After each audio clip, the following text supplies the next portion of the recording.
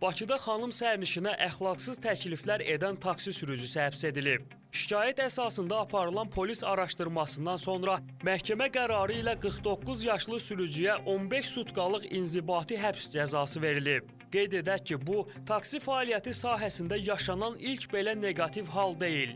Ümumiyyətlə son zamanlar taksi sürücüləri və bu sektorda göstərilən xidmətin keyfiyyəti ilə bağlı şikayətlərin sayı xeyli artıb. Müştəriləri narazı salan məqamlar isə müxtəlif istiqamətləri əhatə edir. Çağırmışıq, gəlməyib taksi. Gələ bilmərəm, yəni nəsə mənim üçün çox uzaqdır ya da əlverişli deyil yol, belə bir şeylər deyib. Siz nə demişsiniz ona? Ləğv edib, şödə. Sifarişi ləğv edin. Bəli, artıq əski heç nə yox. Sifariş verəndə, qardaşım, kartla ləğv edirəm, ləğv elə zəhmət olmasa, sonra təzədən sifariş verir, belə bir şey. Rastlaşmışam. Sifariş vermişəm, başqa bir ünvana gedib də, yəni ki, başqa bir ünvana gedib. Zəngləşməklə, telefon vasitəsilə çatdırmışıq, yenə gəlib. Kartla ləğv olunub, yəni ödəniş. Ödəniş kartına olduğuna görə? Bəli, bəli. Neçə dəfə olub belə hal? Olub, valla sayını deyə bilmərəm, olub belə hallar. Bəli, olub. Maraqlıdır ki, taksi sürücüləri də bir çox müştərilərin davranışlarından narazıdır.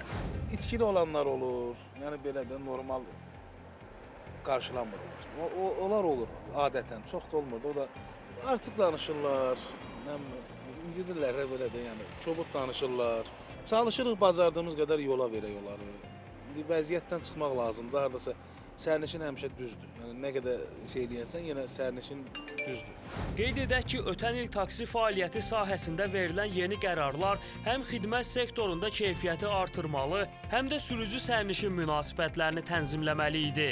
Lakin taksi fəaliyyəti ilə bağlı tez-tez qarşımıza çıxan neqativ xəbərlərdən aydın olur ki, bu sektorda həllini tapmalı olan məsələlər hələ çoxdur. Bəs taksi fəaliyyəti sahəsindəki boşluqları aradan qaldırmaq üçün daha nə qədər vaxt lazımdır? Bu sahədə müştəri məmnuniyyətinə nail olmaq üçün daha hansı addımlar atılmalıdır? Bəs taksi sürücülərinin özləri hansı qayğılarla üz-üzədir? Bugün sabaha saxlamadan mövzu ilə bağlı bir sıra suallara aydınlıq gətirməyə çalışacağıq.